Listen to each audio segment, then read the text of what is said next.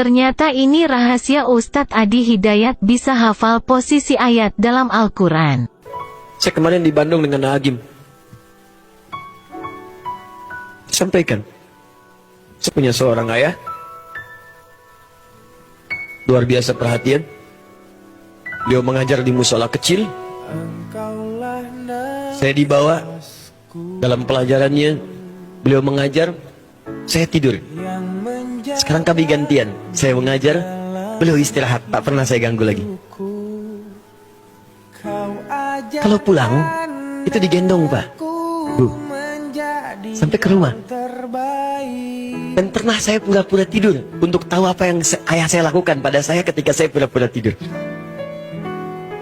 Dijaga. Sampai rumah ditidurkan, saya tertawa.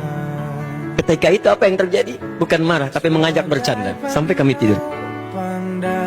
Tiba waktunya saya masuk pesantren. Ayah saya sudah komplikasi, sakit berat luar biasa, terbaring lemah di rumah sakit. Untuk bangun pun sulit. Saya dipanggil mendekat. Saya pikir apa yang mau dikatakan. Tiba-tiba memeluk saya dengan erat.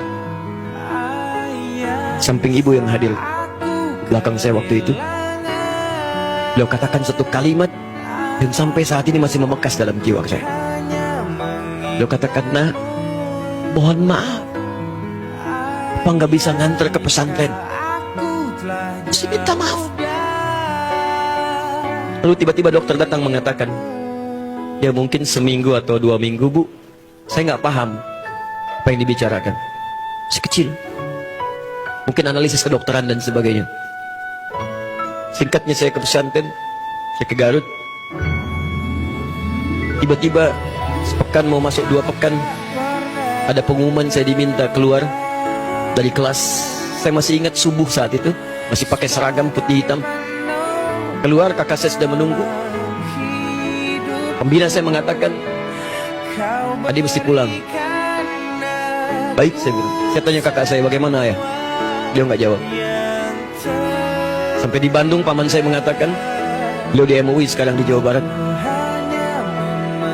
Tanpa saya tanya, mungkin gak akan terkejar. Ayah mungkin sudah dimakamkan. Saya baru tahu ayah saya meninggal saat itu. Sampai ke rumah ternyata sudah maghrib, lewat menjelang Isya. Saya pulang, saya dapat ibu saya di ruang tengah sedang duduk. Dan saya menahan sedikit pun untuk tidak mengeluarkan air mata demi membahagiakan ibu saya.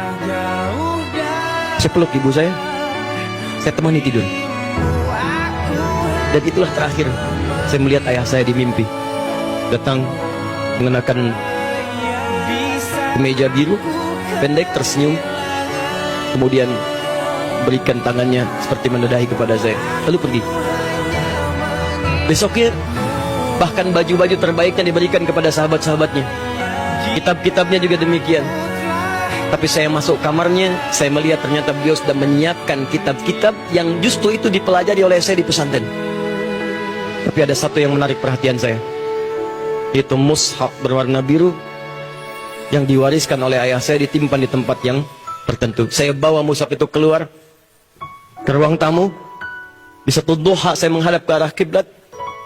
Setelah saya buka, kemudian saya katakan, "Ya Allah, saya sudah tidak mampu lagi membahagiakan ayah saya saat di dunia ini.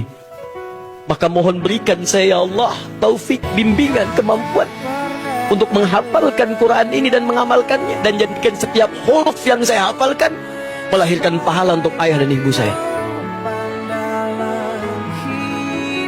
Air mata saya keluar pada saat itu.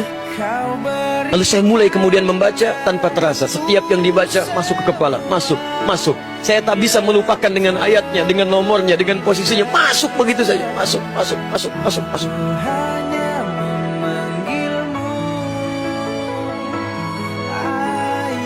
Bisa